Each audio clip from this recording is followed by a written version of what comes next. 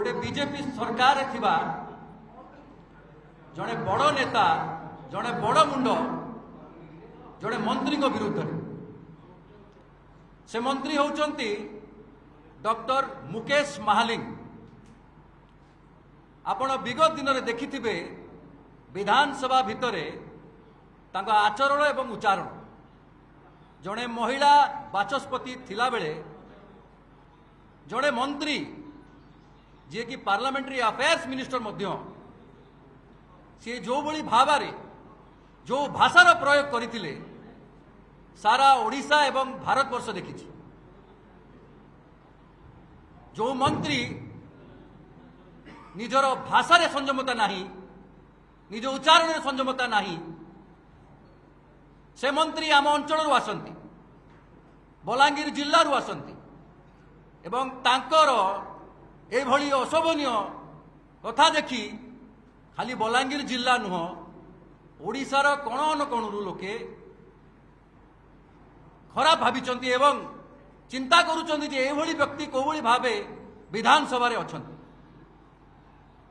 एवं खाली सेतिकी नुह तांको नारे आहुरी बड़ बड़ संगीन अभियोग मध्य रही। से अभियोग हेउची तांकर जाल जाति प्रमाण पत्र तांकर फेक कास्ट सर्टिफिकेट आपण जानी रखिबा दरकार जे कास्ट इज बाय बार्थ एवं मुकेश महालिंग जो सबकास्ट आसंती से सबकास्ट रो इनक्लूजन 2002 मसीह विथ ए प्रेसिडेंशियल ऑर्डर एवं ता पूर्वरु मुकेश महालिंग महोदय स्कूल रे कॉलेज रे एवं चाकरी कला समय रे जो जातिगत प्रमाण पत्र देइचंती से जातिगत प्रमाण पत्र कोठु आसीची से प्रश्नवाची सृष्टि हेछि। अल्प किछि दिन तळे आरडीसी संबलपुर तांकु समन करितिला एवं से समन कला समय रे गोटे मंत्री हिसाब रे गोटे दायित्ववान मंत्री हिसाब रे से अटेंड करबा जरूरी थिला समन को जाई कि सेठी एक्सेप्टेंस दबार जरूरी थिला एवं तांको पक्ष रखिबा जरूरी थिला किंतु से समन को अवहेलना करिसंती एवं आम पाखे जो सूत्र खबर पाइछु आमे से सेठी अटेंड करि नाहंती तांको पक्ष रखि नाहंती एवं खाली सेतिकी नुह